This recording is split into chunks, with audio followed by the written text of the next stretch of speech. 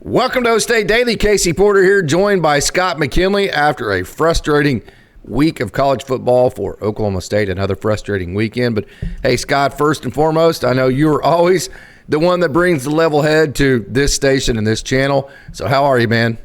Well, I've seen better football. I mean, we just got to be honest with that. I mean, to be honest with you, there wasn't a whole lot to cheer about on Saturday. I was hoping to see some changes. You know, we talked, last week about the need to be, get Ollie Gordon going. We need to be, if we're going to have a breakout game, this is the run defense to go after. And frankly, it was more of the same. I don't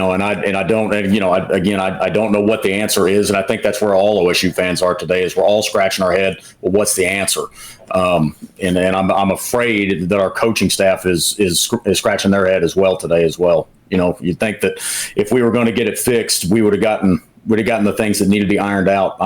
And that just hadn't seemed to happen. I'm wrong on way more things than I am right. You know that. You're an official and you've seen me coach before, right?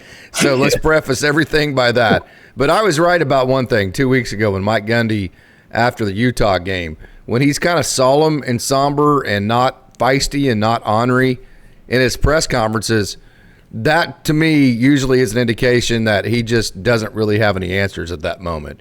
And that's kind of appears to be where we're at right now. Yeah, the other thing that they could be falling into is, I'm sure that they have made some adjustments in practice. I can't believe that, that they went after the Utah game and just said, all right, we're not going to change a thing. I'm sure there were changes, but the problem is sometimes you can also get yourself into a point where you start changing too much stuff. Yeah. Where, okay, we didn't need to overhaul everything, but now all of a sudden you're taking away the things that you were doing right. And I don't know if that's the case. But it's obviously we are not pushing the right buttons. In fact, to be honest with you, we seem to regress a little bit on Saturday. That was actually worse, I thought, than the previous two losses.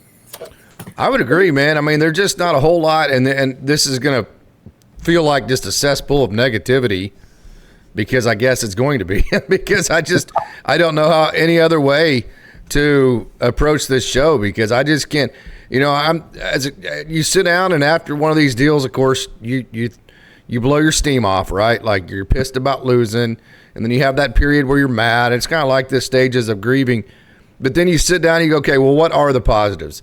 What are the things that we actually did well, that if we keep doing these and then we start building other aspects around these things we're doing well, then we'll get to where we want to be. So whenever I start with level A, level one, what things are we doing well right now to build off of, I'm having a hard time finding anything. I can't remember which coach. I want to say he coached for Montana State years ago, but he said that, my favorite play today was punt. It was our most successful play we had all day. I mean, that thought popped into my head. I'm not going to lie. That quote did during Saturday. Yeah. And I think that's the problem is I'm searching for a positive. We're both positive guys. We try to keep everything as positive as we can, but man, I'm just struggling to find it. I can't find a whole lot of positives today. And I think the hardest part for me is not only did I not find any positives last Saturday, I don't see how we fix it moving forward. Right. I think that's the most disheartening part. But yet, I think we're going into a bye week this week, and boy, do we need it. Yeah. And it just seems like just watching just the mannerisms. I know you're big on body language and mannerisms. Mike Gundy speaks about it all the time. He always brags on his culture when Oklahoma State comes back and wins close games. And he brags on the body language, how he's big on positive body mannerisms. So having said that, you got to also address when the mannerisms and the body language are bad. And I think he would have to be the first one to admit that the body language, the mannerisms, the vibe from hey, I know really great football coaches, okay, that know a lot more about football than either you or I do, that sit very close to the sidelines, that watch the mannerisms, that watch the body language, and they will tell you how bad it is on this team. And so I think if you're gonna brag on the culture and the body language whenever you come back and it's good, I think you also got to point it out when it's bad. I think the body language and mannerisms, at least that's the one area that you can fix right off the bat. Maybe you can't fix the talent of the quarterback or maybe even a blocking scheme, but you can fix the body mannerisms. Yeah, absolutely. No, you're absolutely right. I mean, that's, and I know every coach that has ever coached this game always talks about, worry about what you can control. Yes. And obviously your body language, your effort, your willingness to learn, do whatever, try what the coach is telling you. Those things are all, every coach wants that out of their team. Me as the observer sitting back, it at the same time, I think it'd be hard for me to expect to see this team. I don't want to see a team that's just joking around, having a great time, acting like nothing happened. But at the same time, look, guys, this has to be fixed. I mean, whatever we got to do to get this fixed, that means we got to get up a little bit earlier and start running a little bit more. Do it. If that means we've got to spend a little bit more time in film study, we got to start doing that. But the only term I can use, that performance Saturday was unacceptable for Oklahoma State football.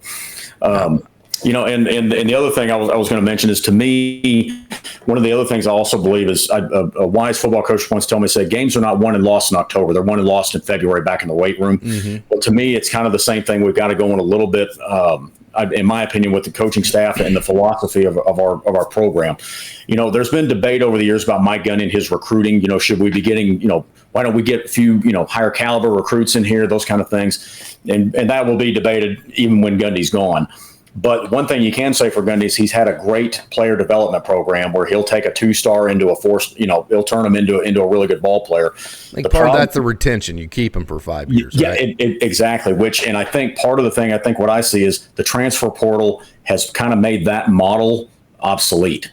Because literally, if you recruit nothing but high school kids, there's a good chance that over 50% of them aren't going to be with you within 2 to 3 years, just because of the transfer portal.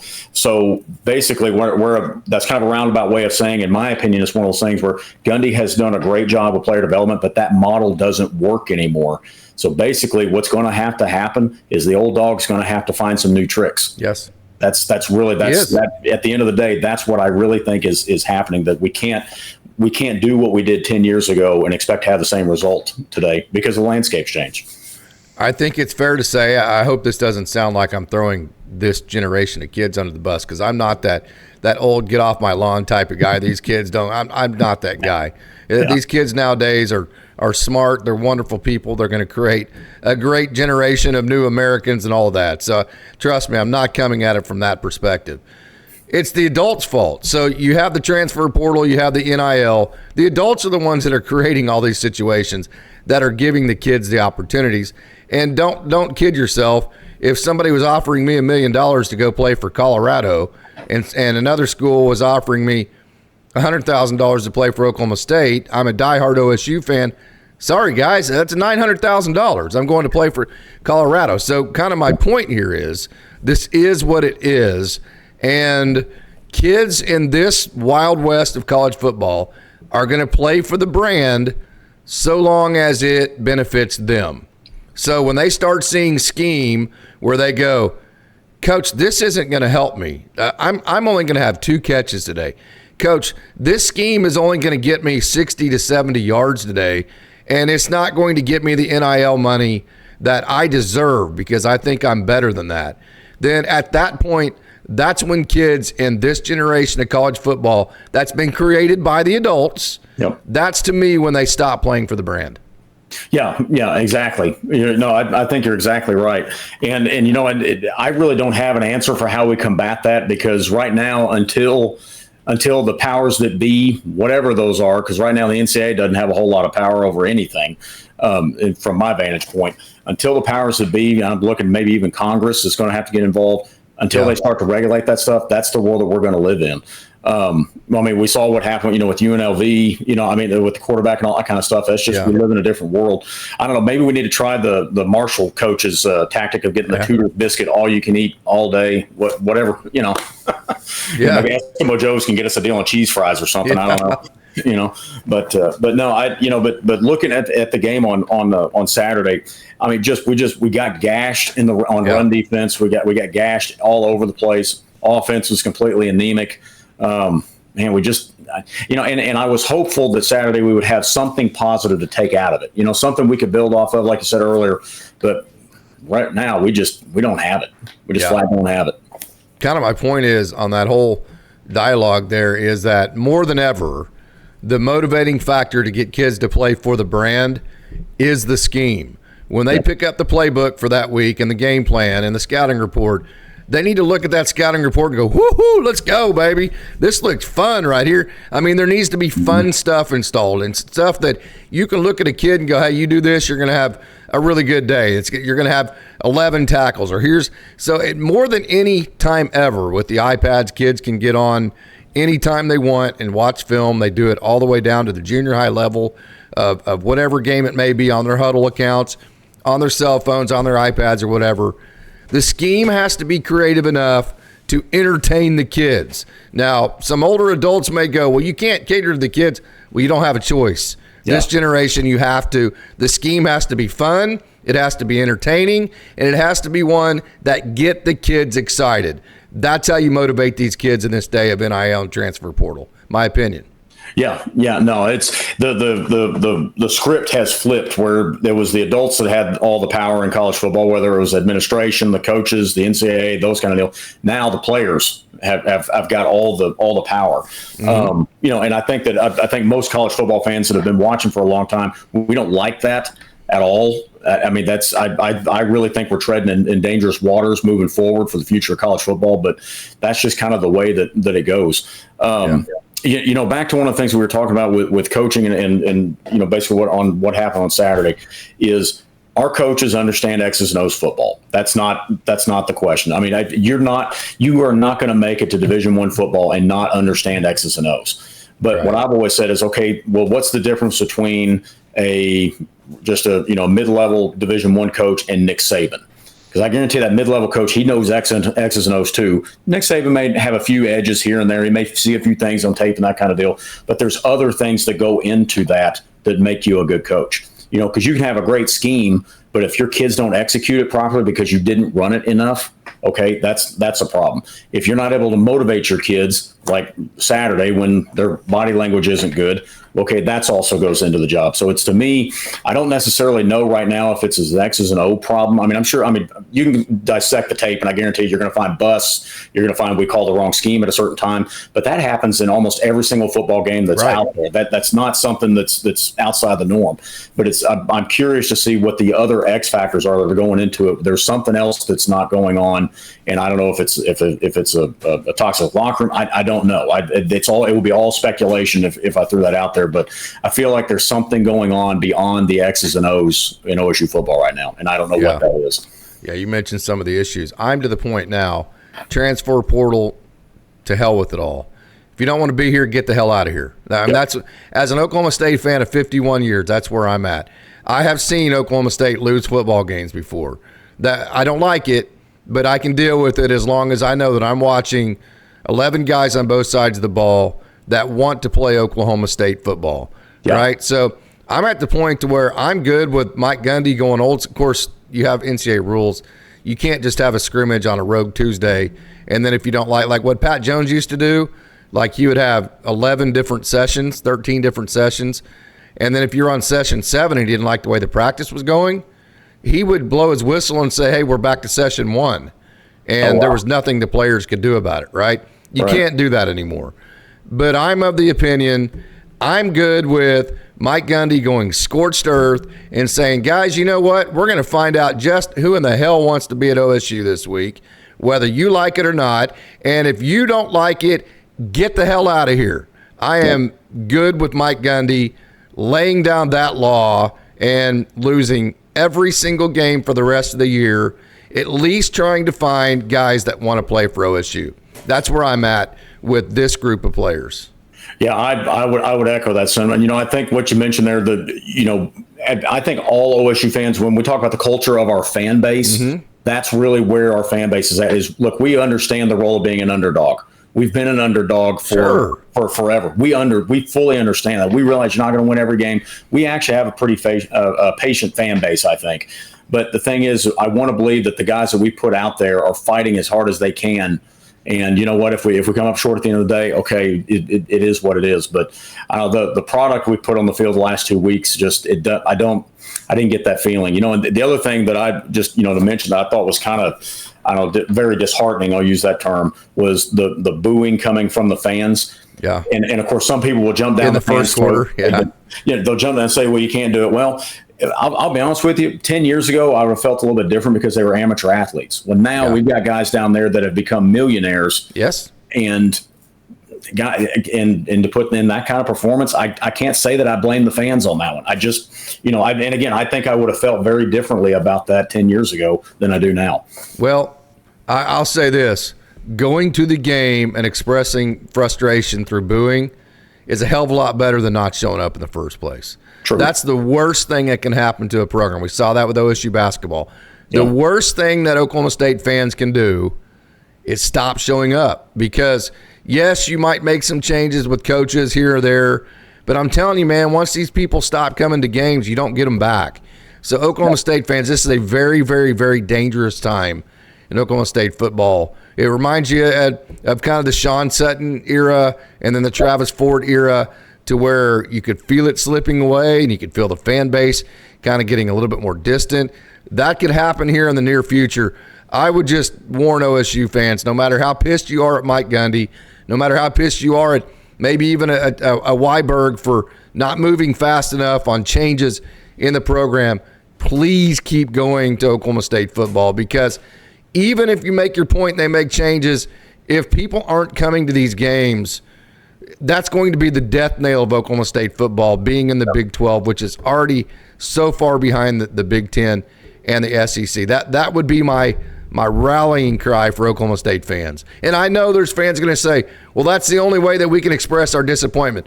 There's other ways you can do it, and that you're putting a death nail into the program. You're actually causing more harm than you are good when that happens, in my opinion. Yeah, no, and because at the end of the day, if Weiberg, we got to let the whole season play out before anything, any changes are made. That's just the way the things are done. Okay, how's he going to make changes if he doesn't have resources to make those changes? Yes. That's I think my deal is, because trust me, I guarantee you, Weiberg, Gundy, all of them, that they understand the fan sentiment today is probably not.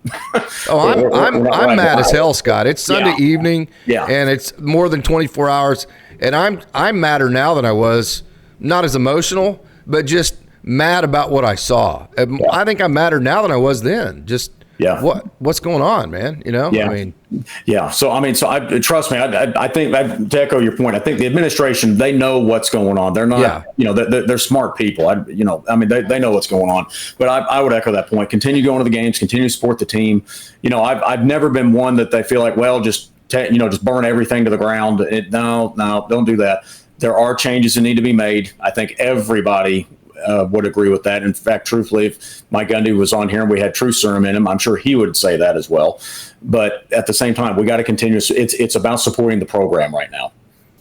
Even if you don't feel like supporting this particular roster of kids, because you think they're getting on NIL money and they're not playing for the brand, or if you don't feel like you want to support Mike Gundy at this point, you're supporting Oklahoma State football. The 51 years that I have been an Oklahoma State fan, we have worked too hard.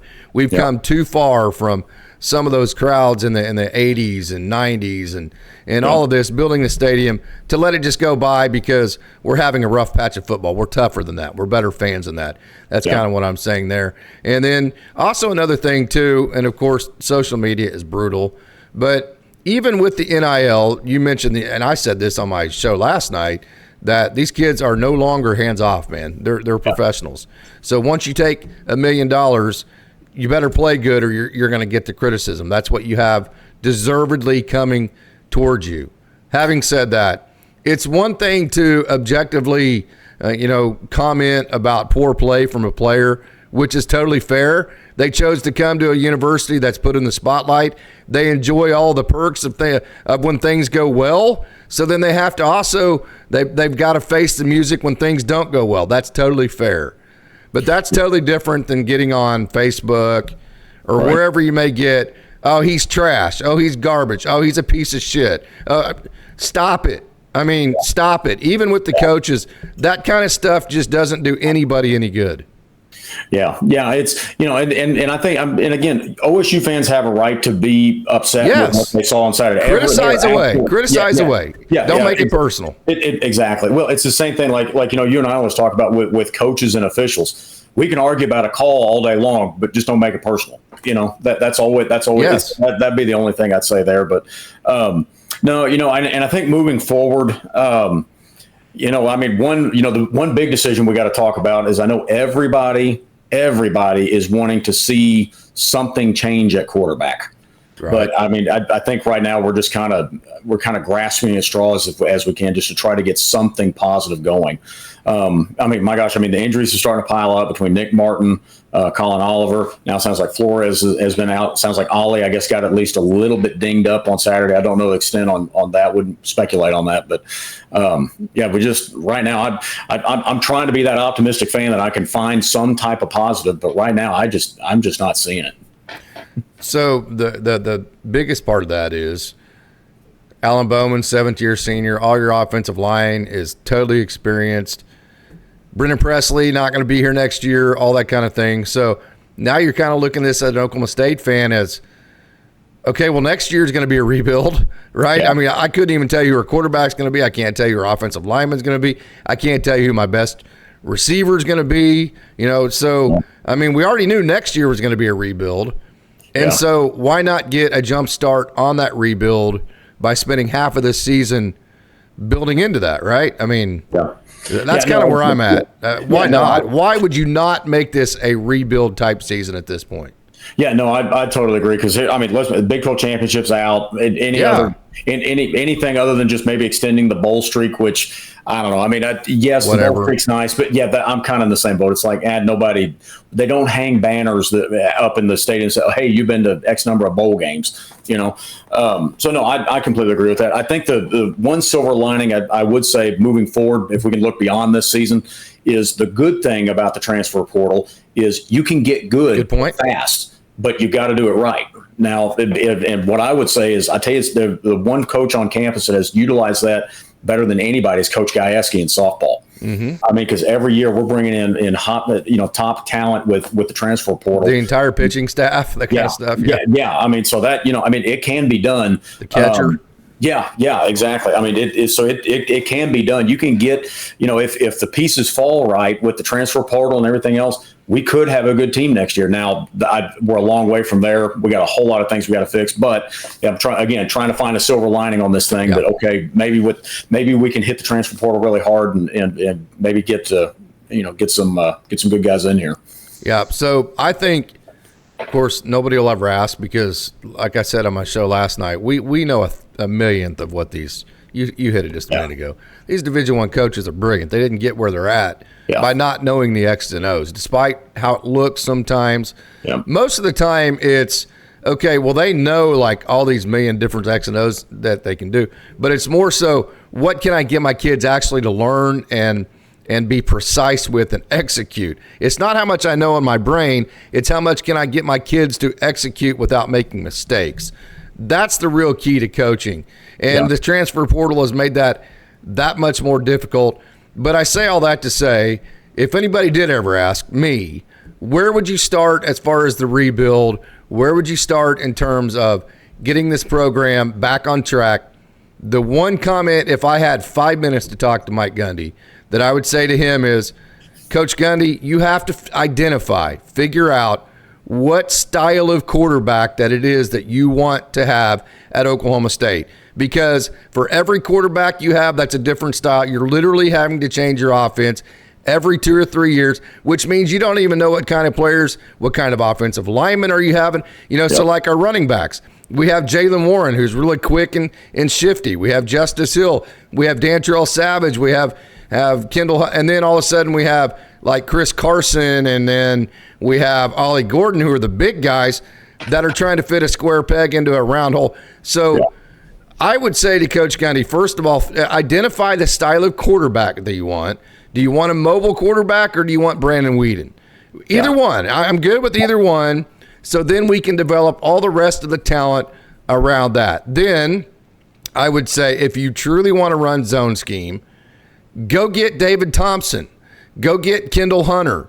Go get Dantrell Savage, the guy that can truly make that zone play a three-way go. He can bounce it outside. He can cut it back. He can bust it up the middle. He can make a guy juve and miss, the Barry Sanders, Thurman Thomas type of running back.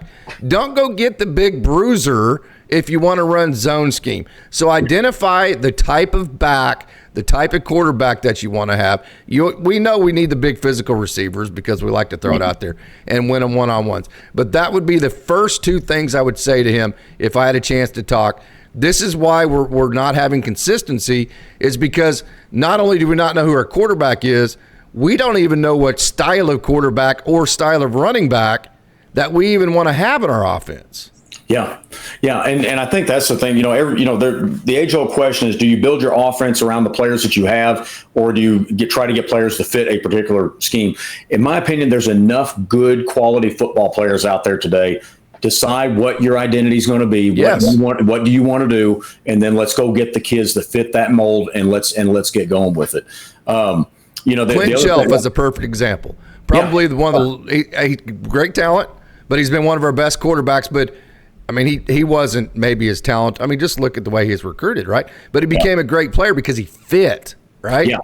Yeah. No, exactly right. No, he fit the mold. I mean, personally, I like having a mobile quarterback. I don't know. My thinking on that is, okay, yes, your quarterback's going to have an arm. He's going to have to be able to hit receivers. But in the offenses that I see today, I don't see where you have to have a quarterback that just is dropping dimes every other pass. Right. I need a guy that makes good decisions, is accurate. But man, I tell you, having a guy that can escape the pocket if something breaks down. Well, we saw what can happen. Look what happened to us on Saturday with West Virginia. Having that mobile quarterback really it totally changes the dynamic, because basically you've got an extra running back in the backfield that you're going to have to account for, and that can really put some pressure on the defense. But that'll take us down a rabbit hole. That's just my opinion. I think we ought to get somebody that can move a little bit. So here's your problem. Who's your offensive coordinator? Done. So what position did he coach? Receivers. So you tell me, what kind of quarterback's he going to want? He wants somebody that can sling it to his receivers. Yeah, right. Well, he wants Alan Bowman, right? Yep. But yet Mike Gundy is telling me we need to have a mobile quarterback. Yeah. So, I mean, it's like, these are how deep these problems are. If you're going to have Casey Dunn as quarterback, hell yes, he's going to want to throw the ball to his receivers. Yep. That's what he believes in. That's what he's always been. He's going to want a guy that he thinks can throw the ball. Okay? Yep. But yet Mike Gundy's telling us we need a mobile quarterback to be able to run the ball.